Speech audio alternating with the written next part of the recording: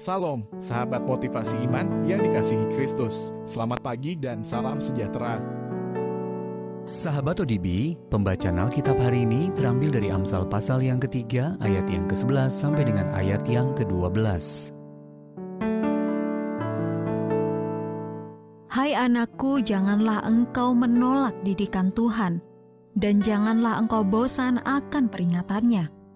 Karena Tuhan memberi ajaran kepada yang dikasihinya, seperti seorang ayah kepada anak yang disayangi. Ayat Mas renungan hari ini terambil dari Amsal pasal yang ketiga, ayat yang ke-11. Janganlah engkau menolak didikan Tuhan. Judul renungan kali ini, Kasih yang Mendidik, ditulis oleh Daniel Ryan Day. Sahabat ODB, anak perempuan saya membanting pintu kamarnya. Kemudian, ia melakukannya sekali lagi. Saya pun mengambil palu dan obeng dari gudang lalu mendatangi kamarnya. Dengan tenang saya berbisik di telinganya. Sayang, belajarlah mengendalikan emosimu. Setelah itu saya mencopot pintu kamarnya dan membawanya ke gudang. Saya berharap dengan membongkar pintu kamar anak saya untuk sementara waktu, ia akan ditolong untuk mengingat pentingnya pengendalian diri.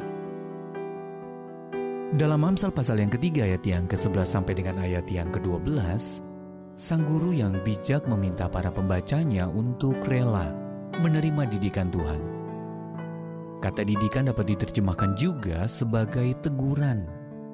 Sebagai Bapa yang baik dan penuh kasih, Allah berbicara melalui Roh-Nya dan kitab suci untuk menegur perilaku kita yang merusak diri sendiri.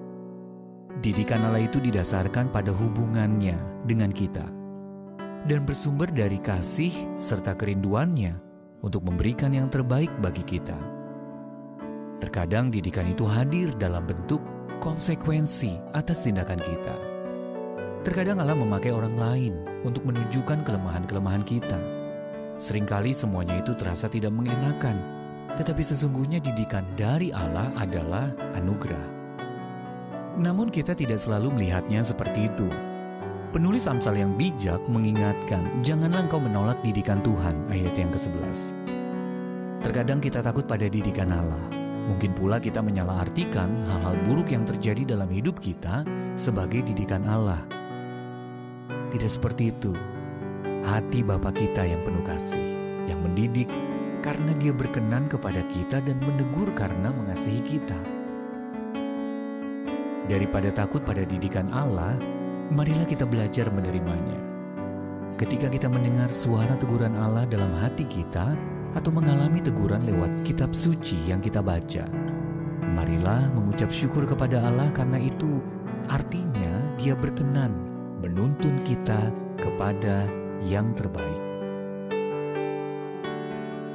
Sahabat ODB, bagaimana Anda menyadari sesuatu sebagai didikan Allah? Dan bagaimana Anda merasakan kasih Allah di tengah didikan itu? Ya Allah, tolonglah aku untuk menyadari didikan-Mu agar aku dapat mengalami kebebasan yang Engkau berikan.